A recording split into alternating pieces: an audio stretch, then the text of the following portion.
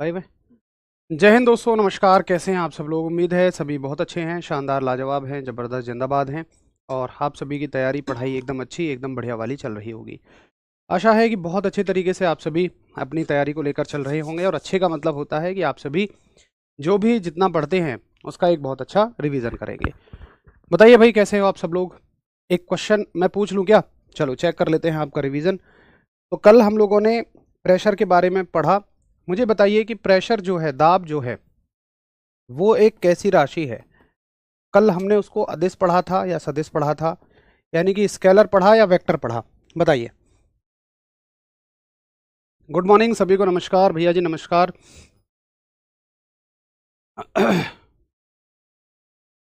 नमस्कार जी सभी को भाई, गुड मॉर्निंग।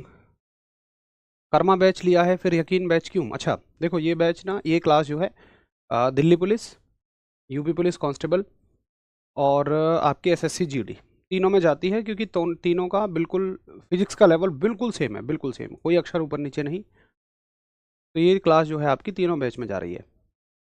बहुत ही अच्छा उत्तर आप सभी का। कुछ साथी तो हैं जो हमेशा ऐसा सोचते हैं कि यार अगर सबने सही बता दिया तो क्लास को ना नज़र लग जाएगी। तो नज़र से बचाने के लिए आप सभी जो गलत उत्तर करते हैं उनका बहुत बहुत धन्यवाद। बाकी सभी का लगभग ठीक उत्तर है सदिश। सदिश एक राशि है, ये दाब जो है एक सदिश राशि है। अदिश राशि है, सॉरी, स्केलर क्वांटिटी है। अच्छा, कल हम लोगों ने क्या पढ़ लिया था? तो सदियों पुरानी बात है, जब हम सीखा था कि जो प्रेशर है, जो दाब है, वो तीन तरीके का होता है। नोट मत करना, बस कल की चीज रिवाइज करा रहा हूँ। एक तो ठोसों का दाब होता है, सॉलिड्स का प्रेशर। एक लिक्विड्स का प्रेशर होता है, द्रव का दाब। और एक होता है गैसों का प्रेशर, गैसों का दाब। तो कल हमने ये बड़े अच्छे से सीखा कि ठोसों का दाब क्या होता है। इसका हमने एक सूत्र सीखा, P बराबर F/A, जिसमें हमने देखा कि अगर आपको किसी भी जगह पर दाब को कम करना है तो क्षेत्रफल को बढ़ा देना है, और अगर आपको दाब को बढ़ाना है तो आपको क्षेत्रफल घटा देना होगा। यानी कि दाब और क्षेत्रफल का एक दूसरे के साथ कैसा संबंध है? उल्टा संबंध है। तभी ये ऊपर नीचे लिखे भी जाते हैं।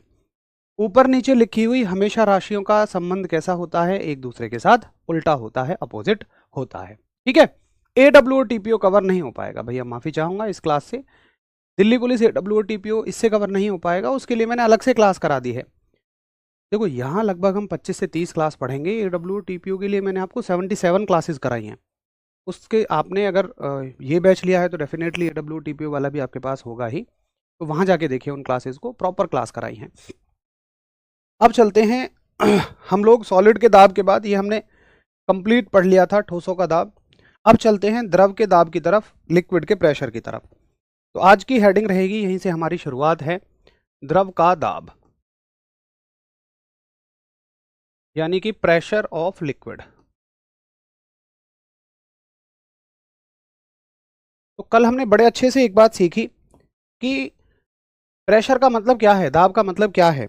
तो हमने सीखा कि दाब का मतलब होता है कि किसी भी चीज के गढ़ जाने की टेंडेंसी, किसी भी चीज के गढ़ जाने की कोशिश जो होती है उसको हम दाब कहते हैं, प्रेशर कहते हैं। चलिए मान लेते हैं, देखिए अभी चलो मेरे पास ये बॉटल है एक, इसमें पानी भरा हुआ है, ठीक है। अब मैं इस बोतल से पूछूं कि भैया जी तुम्हारी तली की क्या हालत है, तो तली कहेगी अरे भाई साहब कुछ मत पूछो, पूरे पानी ने ऊपर से नीचे तक दबा रखे, ऐसा लग रहा है जैसे कि नीचे से निकल के भाग जाए। तो भाई पूरा का पूरा पानी इसे नीचे की तरफ दबा रहा होगा, समझो ना। इस पानी का सारा वजन किस पर आकर पड़ रहा है? इस पर आकर पड़ रहा है। और इसी वजन को हम क्या कह रहे हैं? दाब कह रहे हैं। एक निश्चित क्षेत्रफल पर जब ये आकर पड़ रहा है तो इसी को हम क्या कह रहे हैं? प्रेशर कह रहे हैं, यानी कि दाब कह रहे हैं। अगर आप मुझसे पूछें कि इसको हम कैलकुलेट कैसे करेंगे, तो इसका फॉर्मूला F/A नहीं होता। द्रव के दाब का एक अलग सूत्र होता है। उसको पढ़ने के लिए आपको एक टर्म पढ़नी पड़ेगी जिसका नाम है घनत्व। द्रव के दाब के लिए सबसे पहले आप पढ़िए घनत्व, यानी कि डेंसिटी। अब देखिए, डेंसिटी के दो सिंबल इस्तेमाल होते हैं, एक डी, या कई जगह हम ये भी बना देते हैं, इसका नाम है रो। अब यहां पर डी मैं गहराई के लिए ले लेता हूं, तो डी नहीं लेंगे हम घनत्व के लिए, मैंने चुना घनत्व के लिए रो। ये सिंबल क्या है आपका, रो प्रतीक है, और ये किसका प्रतीक है, घनत्व का प्रतीक है। तो समझिए घनत्व क्या होता है, आपने बड़े पहले से पढ़ा रखा है, भैया जी ज्योग्राफी में पढ़ा होगा कि घने जंगल क्या होते हैं। तो घने जंगलों का मतलब क्या है कि एक निश्चित जगह में पेड़ों की मात्रा ज्यादा है, भाई वही तो घने जंगल हुए। दूसरी भाषा में समझिए, देखो मान के चलो मेरे पास दो बर्तन हैं और दोनों ही 1-1 लीटर के हैं, बिल्कुल एक जैसे। अब मैंने एक में तो भर दिया पानी, ठीक है, दोनों ही कितने कितने लीटर के हैं, 1-1 लीटर के हैं, ये भी 1 लीटर का है, ये भी 1 लीटर का है। इसमें मैंने पानी भरा और पानी आया मान लो 1 किलो, और अगर इसमें मैं पत्थर भरूंगा तो मुझे बताइए कि पत्थर जो है वो पानी से ज़्यादा आएंगे या कम आएंगे किलोग्राम वाइज। अगर 1 लीटर के बर्तन में पानी 1 किलो आया तो 1 लीटर के बर्तन में पत्थर कितने किलो आएंगे, मेरा बड़ा आसान सा सवाल है आपसे, बताइए।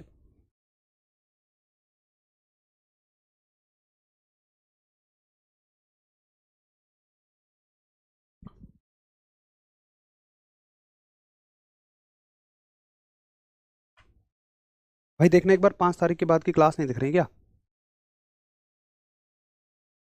देखो कल की रिकॉर्डेड क्लास नहीं दिख रही है, ठीक है, क्लास का इशू मैं सॉल्व करा दूंगा, एक बार मुझे स्क्रीनशॉट लेके भेज दो। हाँ, मैं इस इशू को सॉल्व करा दूंगा अगर क्लास कहीं प्लेलिस्ट में ऊपर नीचे हो गई है। देखो कुछ कुछ कह रहे हैं कि बराबर आएगा, कुछ कुछ कह रहे हैं कि कम आएगा। अबे यार सिंपल सोचने की बात है यार, 1 लीटर के बर्तन में तुम पानी भरो और 1 लीटर के बर्तन में पत्थर कूट कूट के भरो, तो भाई पत्थर डेफिनेटली ज़्यादा आएगा। अब पत्थर ज़्यादा आने का कारण क्या है, बड़ी सिंपल सी बात है कि पत्थर, और अगर आप पानी के अणुओं को देखें तो पानी के अणु क्या होते हैं, मतलब इतनी जगह में अगर आप पानी देखोगे तो पानी के अणु होंगे दूर दूर, ठीक है, और अगर इतनी ही जगह में आप पत्थर को देखोगे तो मेरे भाई पत्थर के अणु जो हैं वो एक दूसरे के नज़दीक नज़दीक होते हैं, बिल्कुल एक दूसरे से लगे हुए होते हैं। तो चूंकि अणु इसमें नज़दीक होते हैं ठोसों में, इसलिए ये किसी भी एक निश्चित आयतन में ज़्यादा आते हैं। बस इसी चीज़ को हम इसका घनत्व कह देते हैं, घनापन कह देते हैं। अणु अगर नज़दीक नज़दीक हैं तो उसी चीज़ को तो हम घनापन कहेंगे। तो घनत्व क्या है, घनत्व सिर्फ ये माप है कि एक निश्चित आयतन में कोई भी वस्तु कितने किलो आ रही है, इस चीज़ को हम घनत्व कह देते हैं। तो आज तक आप जो इसके नाम पर सूत्र रट्टा मारते हुए आए हो वो यही तो है कि घनत्व बराबर द्रव्यमान बटे आयतन,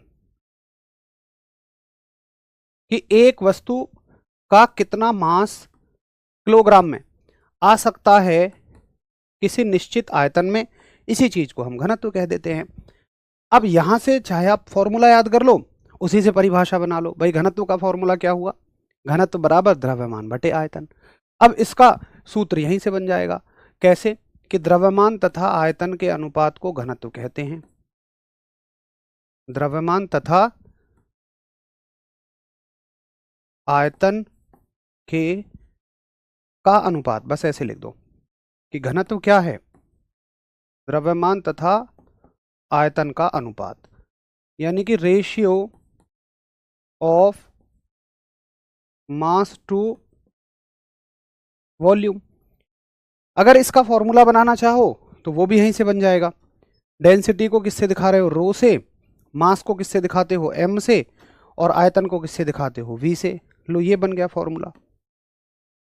तो आयतन का मतलब, घनत्व का मतलब क्या होता है, किसी भी वस्तु का भारीपन। ये बात समझ आई, एक बार थम्स अप करिए।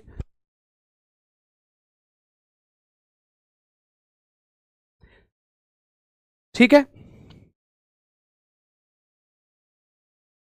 अच्छा आगे अगर आप मुझसे पूछना चाहें कि भैया इसका मात्रक, तो मैं कहूँगा भाई अब आप इस लायक हो जाने चाहिए कि मात्रक खुद से बनाएं। इसका एक ही मात्रक होता है, चाहे उसको ऐसा ही कह लो चाहे सूत्र से कह लो, वो है द्रव्यमान का मात्रक क्या होगा महाराज, केजी, और आयतन का मात्रक क्या हो जाएगा, मीटर की पावर 3। ज़्यादा से ज़्यादा आपको कंफ्यूज करने के लिए वो मीटर को ऊपर लिख देगा तो ये मीटर की पावर -3 हो जाएंगी। कैसी राशि है, तो भैया जी जिनको प्लस माइनस से समझ में आता है बहुत बढ़िया। भाई द्रव्यमान एक अदिश राशि है, स्केलर क्वांटिटी है, इसके लिए तुम पिल्लस लगाते हो। आयतन एक स्केलर क्वांटिटी है, इसके लिए पिल्लस लगाते हो, पिल्लस पिल्लस पिल्लस, और पिल्लस का मतलब ये अदिश राशि है। बाकी जिनको ये समझ में नहीं आता वो सीधा सीधा भी याद रख सकते हैं कि ये एक स्केलर क्वांटिटी है, ये एक अदिश राशि है। तो ये हो गया आपका घनत्व के बारे में। अगर आप विमा मुझसे पूछना चाहते हैं, डायमेंशन पूछना चाहते हैं, तो भैया जी विमा लिखना भी बड़ा आसान है, डायमेंशन लिखना भी बहुत आसान है। केजी के लिए आप लिखोगे m, मीटर के लिए आप लिखोगे l, और ये हो जाएगा -3। तो m l की पावर -3। नोट हो जाए सभी तो थम्स अप करिए, फिर हम लोग प्रॉपर पढ़ेंगे द्रव के दाब को। तो घनत्व से अलग भी सवाल आता है, और द्रव के दाब को समझने के लिए भी घनत्व समझना जरूरी है। एक बार मुझे स्क्रीनशॉट दे दो। हाँ,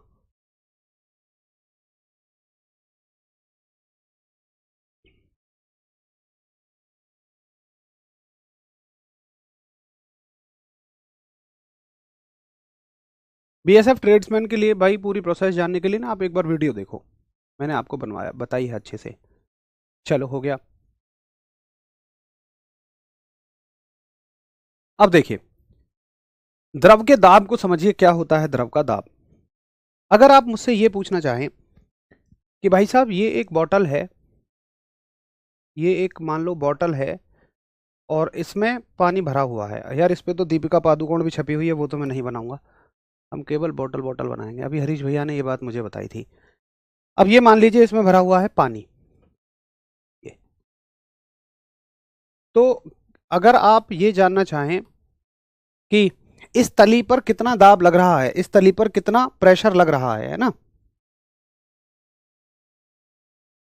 तो देखिए मुझे क्या देखना है, सबसे पहले मुझे ये देखना है कि इसका घनत्व कितना है, इसकी डेंसिटी कितनी है। पहली चीज मैं आपसे ये पूछूंगा कि इस पानी का घनत्व कितना है। अब चलो कुछ होगा, संख्या होती है, देखो हर एक का घनत्व हमें नहीं रटना।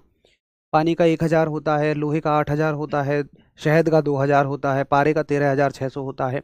हमें सभी की डेंसिटी नहीं रटनी, हम सिर्फ ये मान लेते हैं रो रही होगी किसी की डेंसिटी, ठीक है। अरे रोने का मतलब ऐसे आंसुओं से नहीं, रो का मतलब सिंबल रो। तो इसका जो डेंसिटी है, इसका जो घनत्व है भैया जी, वो मान लिया हमने रो। मैंने कहा इसकी गहराई कितनी है, तो आपने बताया कि भाई साहब यहाँ से लेकर यहाँ तक की जो गहराई है ये है इसकी डी, गहराई डेप्थ, इसको मान लिया हमने डी। मैंने पूछा इस जगह पर गुरुत्वीय त्वरण कितना है, कुछ होगा भाई। अगर ध्रुवों पर होगा तो 10 है, विषुवत रेखा पर होगा तो 9.81 है, कहीं बीच में होगा तो 9.81 और 10 के बीच में होगा, जो भी रहा होगा। मैंने कहा, आपने कहा भैया गुरुत्वीय त्वरण को आप जी मान लो, चलो गुरुत्वीय त्वरण जी, ग्रेविटेशनल एक्सेलरेशन को जी। तो मैंने आपको एक सूत्र बताया कि भाई देखो अगर आपको द्रव का दाब निकालना है, द्रव का दाब, प्रेशर ऑफ लिक्विड, तो प्रेशर ऑफ लिक्विड के लिए आप वस्तु के घनत्व, वहां पर जी की वैल्यू कितनी है और बर्तन की गहराई कितनी है, इन तीन चीजों की गुणा कर दीजिए। भैया जी F/A यहां मत लगाना, P बराबर F/A यहां पर मत लगाइएगा। यहां पर सीधा सीधा आपको कहना है कि जो द्रव का दाब है P बराबर, द्रव का दाब P बराबर वो रो जी और डी की गुणा के बराबर होता है। द्रव का दाब क्या हो जाता है, रो जी डी। करिए एक बार हम सबकी, देखो ठोस के दाब का सूत्र अलग है, P बराबर F/A, द्रव के दाब का सूत्र अलग है, P बराबर रो जी डी। हर एक द्रव के लिए हम इसको निकाल सकते हैं। आगे बात समझ में, सवाल कैसे आएगा, सीधा पूछा जाएगा बताइए निम्न में से कौन सा सूत्र द्रव के दाब का है। P बराबर F/A, P बराबर रो जी डी, F बराबर ma, W बराबर mg, कुछ भी ऑप्शन दे देगा, एक ऑप्शन ये होगा जो कि सही होगा। ठीक है, अगली चीज मेरा आपसे एक सवाल है, अच्छा मात्रक क्या होगा। देखो दाब चाहे जिसका भी हो, जैसे हमने देखा कि ऊर्जा चाहे जिस तरह की हो, चाहे गतिज ऊर्जा हो चाहे स्थितिज ऊर्जा हो, सभी के मात्रक क्या थे भैया, जूल ही थे। तो दाब चाहे जिस तरह का हो, सबका मात्रक वही रहेगा, न्यूटन पर मीटर स्क्वायर या पास्कल, तो वो चेंज नहीं होगा। फिर भी मैं लिखवा देता हूं, दाब चाहे कहीं से निकालो आप, किसी भी तरह का, मात्रक क्या रहेगा, न्यूटन पर मीटर स्क्वायर या पास्कल। दाब चाहे जो भी हो सभी अदिश ही राशियां रहेंगी, सारे के सारे दाब कैसे रहेंगे, अदिश राशियां रहेंगी, स्केलर क्वांटिटी होंगी, डायमेंशन भी सेम होगी। अब तो आप समझ गए होंगे। अच्छा मेरा आपसे सवाल, ध्यान से सुनना। ये एक बोतल थी मेरे पास जिसका हमने कुछ मान लो दाब निकाल लिया। अब मैंने इस बोतल के एरिया को कम कर दिया है ना, मतलब मैंने इसको पिचका दिया। तो यहां देखो एरिया कितना है, एरिया यहां पर इतना है और यहां एरिया थोड़ा हो गया। अब मुझे बताओ कि एरिया घटने से प्रेशर पे क्या फर्क पड़ा होगा, फटाफट से बताइए भैया। इसकी डेफिनेशन अगर बनानी है तो आप बना लीजिए कि घनत्व, गुरुत्वीय त्वरण और गहराई के गुणनफल को द्रव का दाब कहते हैं, बस। बाकी इसकी डेफिनेशन नहीं पूछी जाएगी, डायरेक्ट इसका फॉर्मूला और अब जो पॉइंट मैं आपको लिखवा रहा हूं वो पूछे जाएंगे।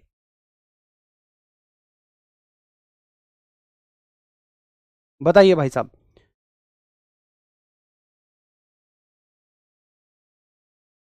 हिंदी से लिखो भाई, मैं हिंदी और इंग्लिश दोनों लिख रहा हूँ दोस्त, आप केवल हिंदी देख लिया करो ना, आप इंग्लिश को देख ही क्यों रहे हैं।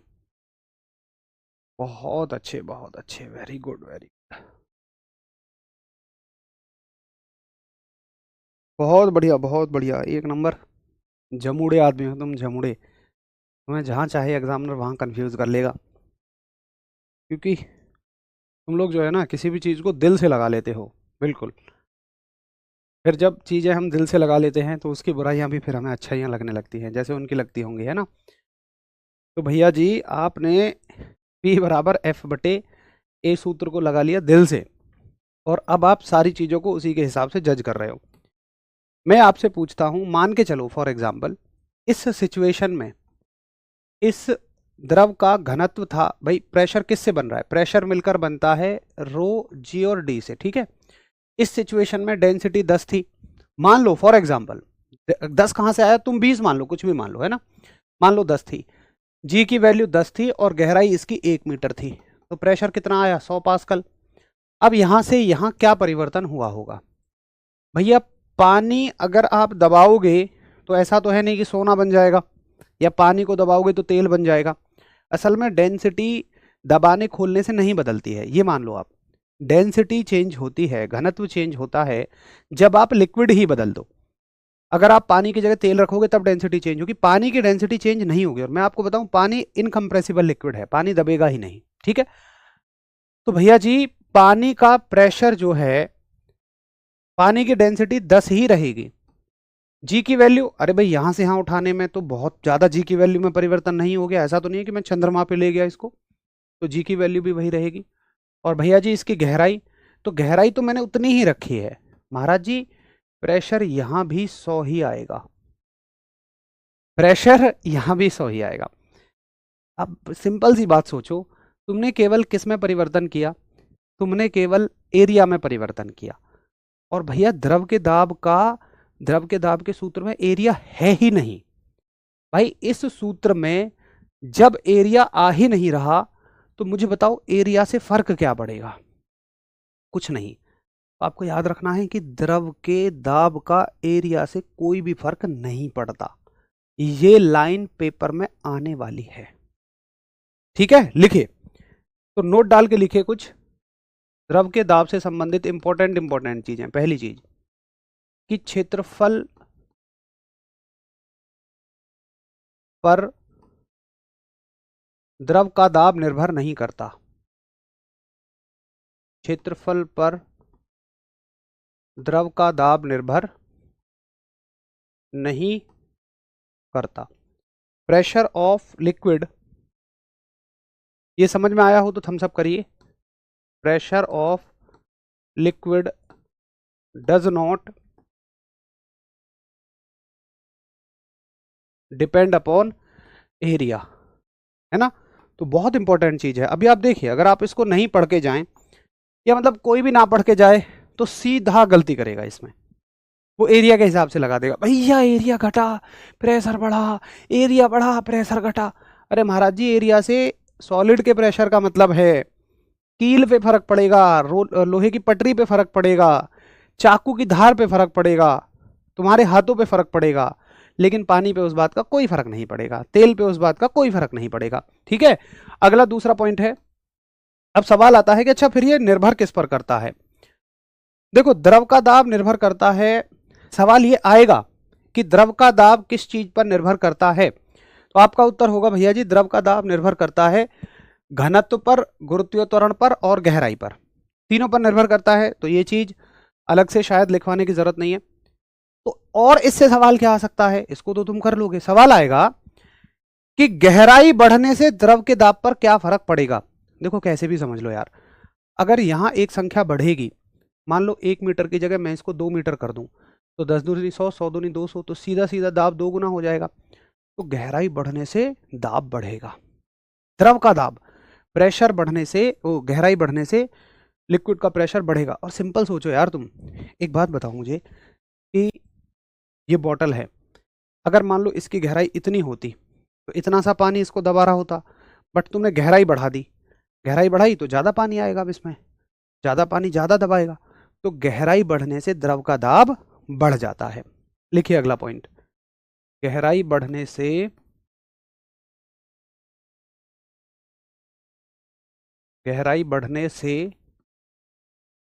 द्रव का दाब बढ़ता है, यानी कि प्रेशर ऑफ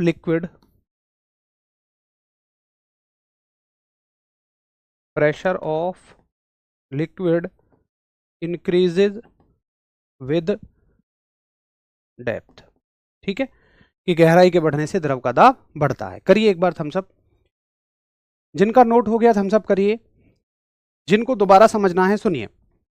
पहला पॉइंट, द्रव के दाब में आप ठोसों के दाब का सूत्र नहीं लगाएंगे, P बराबर F/A नहीं लगाएंगे। यहां पर अपना एक अलग फॉर्मूला है द्रवों का, P बराबर रो गुणा G गुणा D। रो घनत्व है, G गुरुत्वीय त्वरण है, D गहराई है।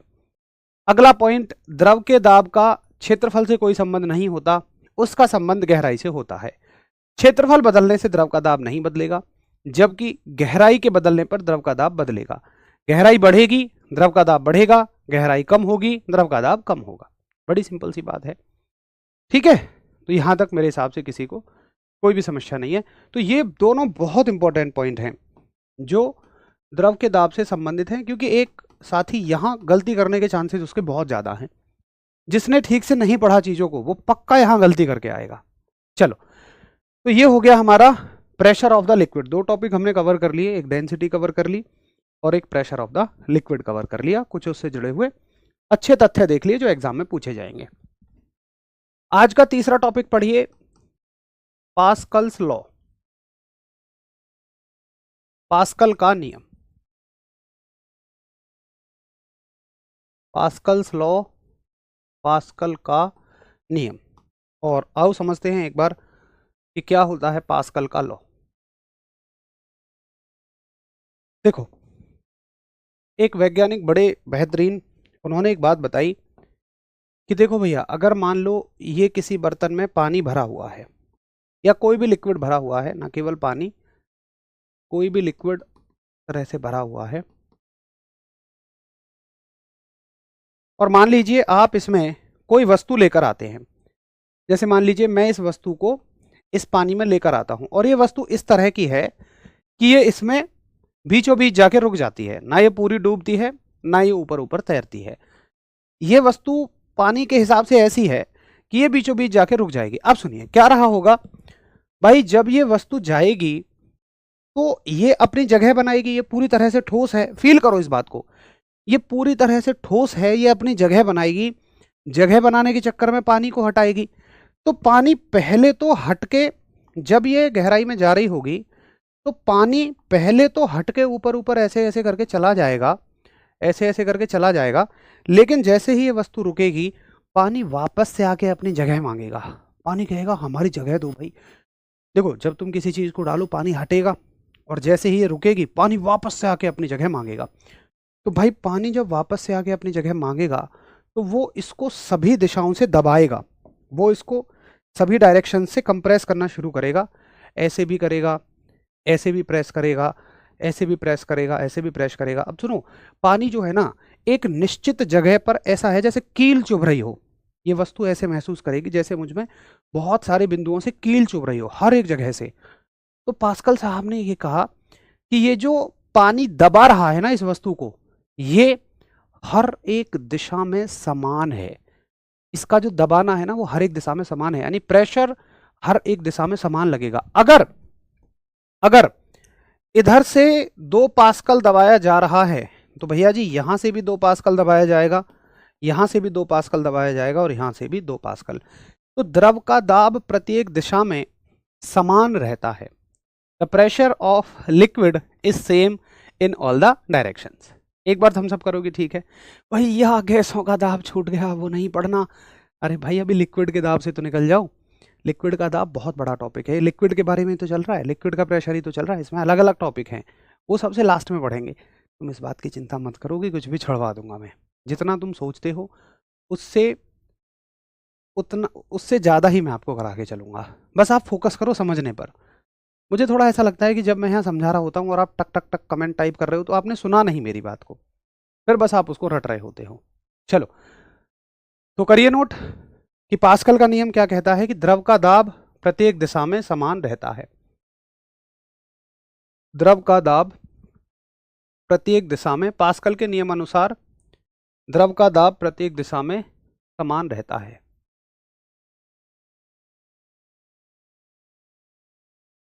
द्रव का दाब प्रत्येक दिशा में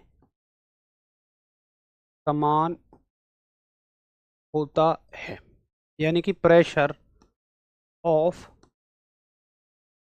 liquid is same in all directions. ठीक है, अब सवाल आता है कि इसके अनुप्रयोग बताओ। देखिए अनुप्रयोग का मतलब क्या होता है कि जब तुमने इस नियम को पढ़ लिया तो तुमने दुनिया में क्या बदलाव कर दिए। तो इस नियम से दुनिया में क्या बदलाव हुए, देखो हमारे आसपास की कौन सी ऐसी मशीन है जो इस नियम पर कार्य करती है, उसको बोलते हैं हम अनुप्रयोग। तो अनुप्रयोग एप्लीकेशन एक तरह से उपयोग है इसके, इसका यूज क्या है। तो इसके एप्लीकेशन है, देखो पेपर में तो सिर्फ आपसे ये पूछा जाएगा, जितना मैं लिखवा रहा हूं इससे बाहर कुछ नहीं जाएगा। द्रव चलित ब्रेक यानी कि हाइड्रोलिक, इंग्लिश में हाइड्रोलिक ब्रेक, और दूसरा इसका अनुप्रयोग है द्रव चलित लिफ्ट। द्रव चलित लिफ्ट, हाइड्रोलिक लिफ्ट, ठीक है। ये 2 इसके अनुप्रयोग हैं। पेपर में सिर्फ इतना पूछा जाएगा, है ना। पेपर में सिर्फ इतनी सी बात आपसे पूछी जाएगी। लेकिन जिन साथियों को ये है कि यार भैया होते क्या हैं ये, तो उनको मैं समझा दूंगा, बट जिसको समझ में ना आए परेशान मत होना। पेपर में सिर्फ ये पूछा जाएगा कि द्रव चलित ब्रेक किसका अनुप्रयोग है, पास्कल के नियम का। द्रव चलित लिफ्ट किसके नियम का अनुप्रयोग है, तो ये पास्कल के नियम का अनुप्रयोग है। इतना सा पेपर में पूछा जाएगा। बट आप जानना चाहते हैं ये क्या है और कैसे इसके सिद्धांत पे कार्य करते हैं, क्या और कैसे से हमारे स्तर पे कभी सवाल नहीं आएगा, फिर भी मैं आपको समझा दूंगा। नोट हो जाए तो एक बार थम्स अप करिए, और जिनको वो चीज़ ना समझ में आए वो परेशान मत होइएगा, केवल 1 मिनट की बात है। कोई बात नहीं स्वप्निल भाई, कोई बात नहीं। देखो हालांकि मैं ऐसे कमेंट कभी बीच में नहीं लेता, क्योंकि मुझे पता है जो साथी बिल्कुल ईमानदारी के साथ पढ़ रहे हैं वो ना डिस्टर्ब होते हैं लेकिन कई बार मैं आप लोगों के ना बीच में उल्टे पुल्टे कमेंट देखता रहता हूँ। आप कभी यहाँ आओगे ना आपकी बुद्धि सटिया जाएगी, सच कह रहा हूँ मैं। आप जब इस प्लेटफॉर्म पे खड़े होकर पढ़ाओगे ना, और आप कोशिश करोगे कि चीज़ों को बहुत आसान आसान आप बनाएं, जो चीज़ें आपने बहुत मुश्किल से पढ़ी हों, जो चीज़ें आपको याद ना हुई हों, क्योंकि देखो यार डेफिनेशन तो सबकी सेम है, किताबों में तो सब सेम लिखा हुआ है, बट अगर हंसी मजाक के एग्जाम्पल्स के साथ, दुनिया को जोड़ के एग्जाम्पल्स के साथ जब आप सिखाने की कोशिश करोगे तो वो सिर्फ आपके अपने तरीके हैं, वो आपके अपने एफर्ट हैं कि आप यहाँ जो आपसे बच्चे पढ़ रहे हैं उनके लिए कितने प्रयास आप कर रहे हैं ताकि चीज़ों को बहुत आसान से आसान बनाया जा सके। वो उतनी मुश्किल उनको ना लगे जितनी मुश्किल वो हमेशा से उनके लिए रही हैं। बट जब आप यहाँ खड़े होगे ना और आप देखोगे कि उल्टे पुल्टे कमेंट, तो आपको खीज आएगी, एक तरह से गुस्सा आएगा। लेकिन जब आप उसको सहन करना सीख जाएंगे, एक लेवल ऊपर चले जाएंगे, तो आप उसको इग्नोर करना सीख जाएंगे। मैं हमेशा उसको इग्नोर कर देता हूँ। मुझे दुख कभी इस बात का नहीं होता कि आप मेरी क्लास में क्यों कमेंट करते हैं। देखिए, यहाँ पर मैं बस 1 मिनट की बात करूँगा, है ना, वो थोड़ा सा साथियों के लिए ज़रूरी है। मैं कभी फालतू कमेंट लेता ही नहीं, इग्नोर कर देता हूँ।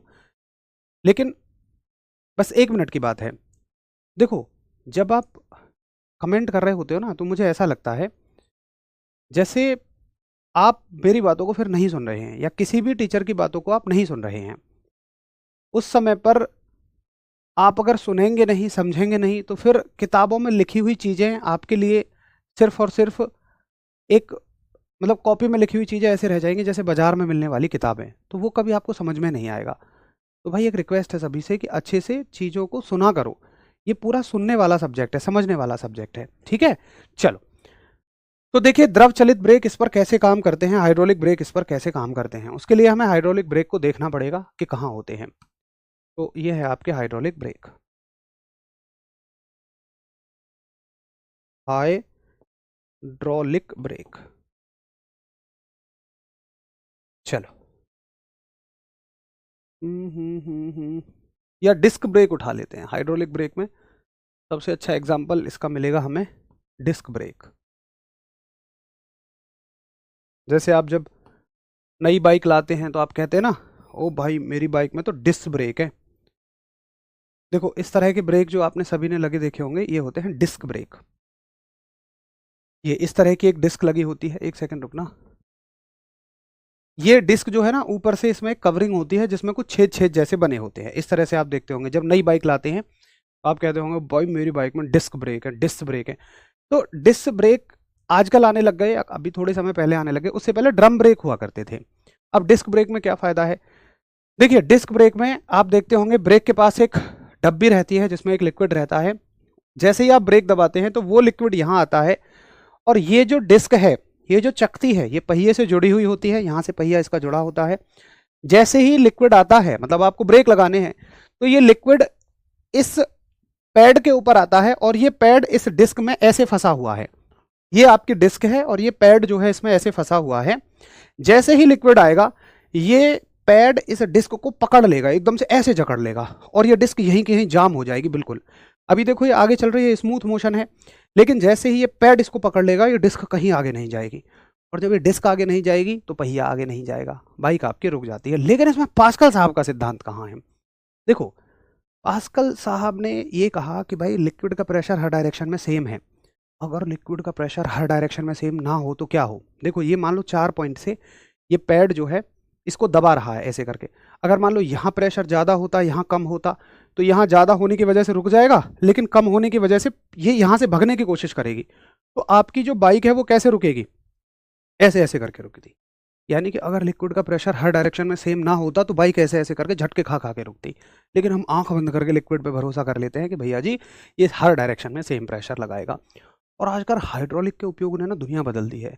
आप देखें जेसीबी में उस तरह का उपयोग हो रहा है, मतलब लिफ्ट भी आजकल हाइड्रोलिक आ रही हैं तमाम तरह की। पुरानी किसी ने ट्रैक्टर चलाए हों तो वो लीवर पे चलते थे, उनको कम से कम 6 बार घुमाना पड़ता था तब ट्रैक्टर मुड़ता था। लेकिन आज केवल एक चक्कर लगाओगे पूरा का पूरा घूम जाएगा वो।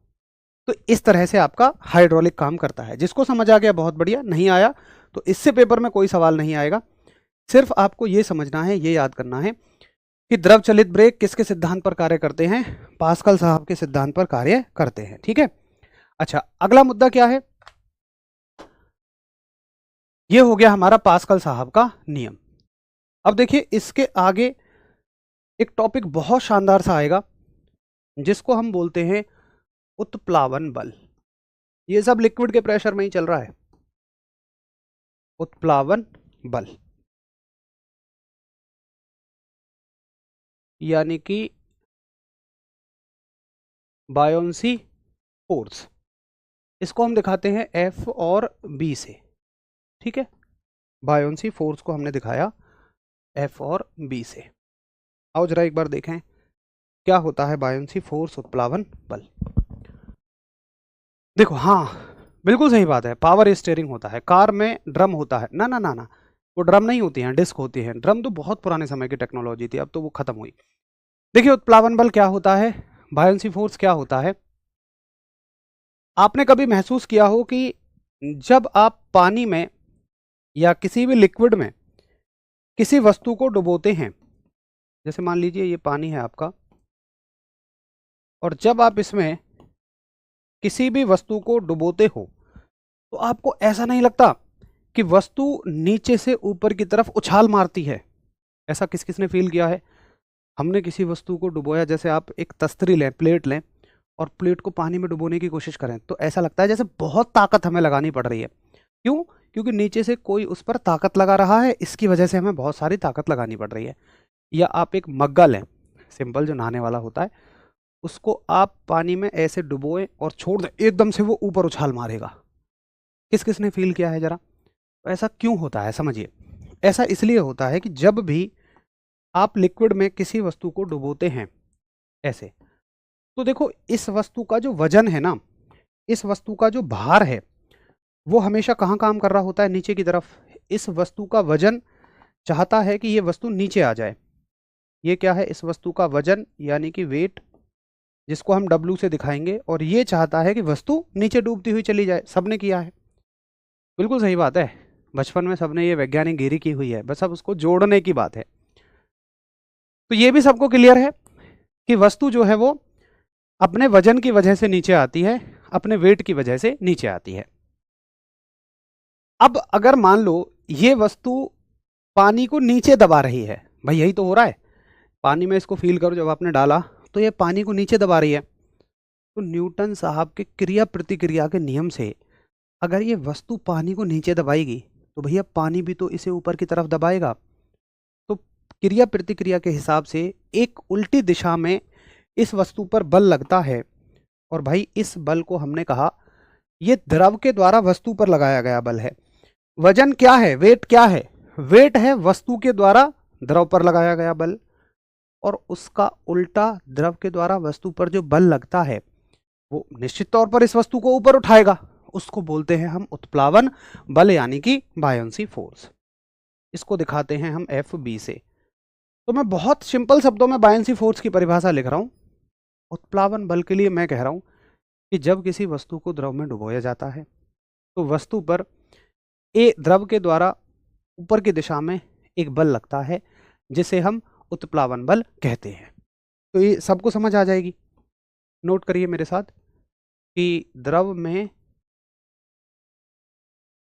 डूबती वस्तु पर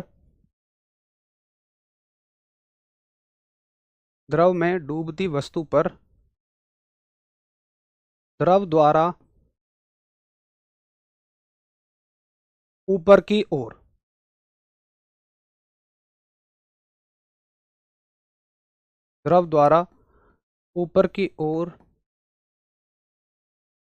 लगने वाला बल उत्प्लावन बल कहलाता है। The force acting in upward direction, the force acting in upward direction on A submerged body. Submerged का मतलब डूबती हुई वस्तु पर। ठीक है, चलिए तो एक बार सभी थम्स अप करोगे। ठीक है भैया, यहां तक मुझे समझ में आ गया। इसके आगे फिर हम बात करेंगे। नोट हो गया हो, समझ में आ गया हो ये कंसेप्ट, तो बताइए फिर हम आगे चले।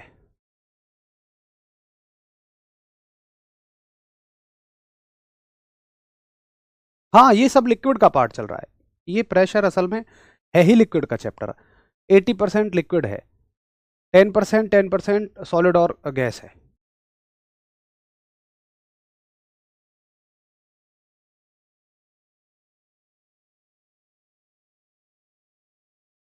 ठीक है, बहुत बढ़िया।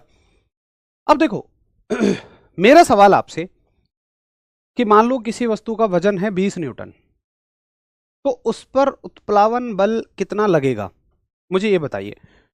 देखिए उत्प्लावन बल ऐसा नहीं है कि हमेशा वस्तु के भार के बराबर लगेगा, नहीं। उत्प्लावन बल निर्भर करेगा कि वस्तु कितने डूबी हुई है। समझना मेरी बात को। मान के चलो मेरे पास 3 केस हैं या 2 केस मान लो, एक केस ये है और एक केस ये है। यहां पर पानी भरा हुआ है और मान लो मैं दोनों में इस तरह की वस्तु लाता हूं। ये मान लो मैं 2 तरह की वस्तुएं डुबोता हूं, एक वस्तु पूरी डूब गई और एक वस्तु आधी डूबी है, ऐसे मान लो। ठीक है भाई, ये तो वस्तु के भारीपन पे निर्भर करेगा। बहुत सारी वस्तुएं पानी में डूब जाती हैं, जो वस्तु पानी से भारी होगी वो डूब जाती है, जो वस्तु पानी से हल्की होती है वो तैरती रहेगी, जो थोड़ी सी भारी है वो बीच में आके रुक जाएगी। यही तो कहानी होती है। तो देखिए उत्प्लावन बल कितना लगेगा भाई। ये वस्तु अगर मान लो 20 न्यूटन की है तो ये नीचे वजन कितना लगा रही होगी, 20 ही न्यूटन लगा रही होगी, 20 न्यूटन नीचे की तरफ लगाएगी। तो भाई इस पर 20 न्यूटन ही ऊपर लगेगा। यानी कि इस वस्तु ने तो, आप ये देखो कि वस्तु के द्वारा पानी कितना हटाया गया है, वस्तु के द्वारा पानी कितना हटाया गया है। तो आप यहां देखो, इसने तो जितनी है ये साइज की, जब पूरी डूब गई तो पूरा पानी हटाया है।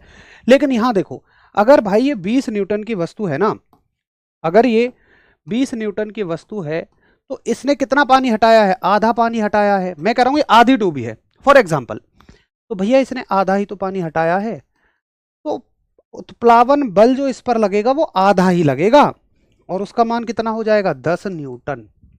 तो उत्प्लावन बल वस्तु के वजन पर निर्भर नहीं करता, यह निर्भर करता है कि वस्तु ने कितना पानी हटाया है। आप कहोगे कि उत्प्लावन बल का मान वस्तु के द्वारा हटाए गए द्रव के भार पर निर्भर करता है, वस्तु के भार से इसका कोई मतलब नहीं है।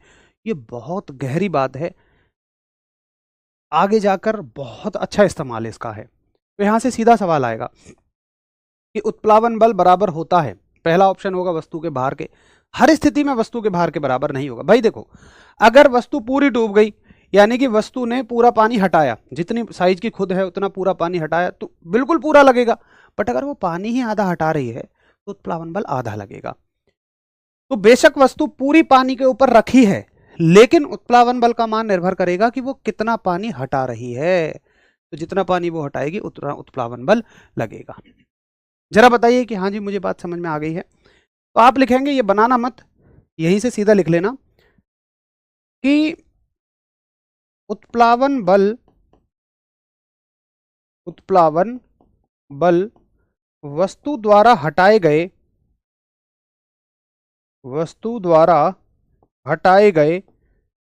द्रव के भार के बराबर होता है। वस्तु द्वारा हटाए गए द्रव के भार के बराबर होता है। यानी कि बायोंसी फोर्स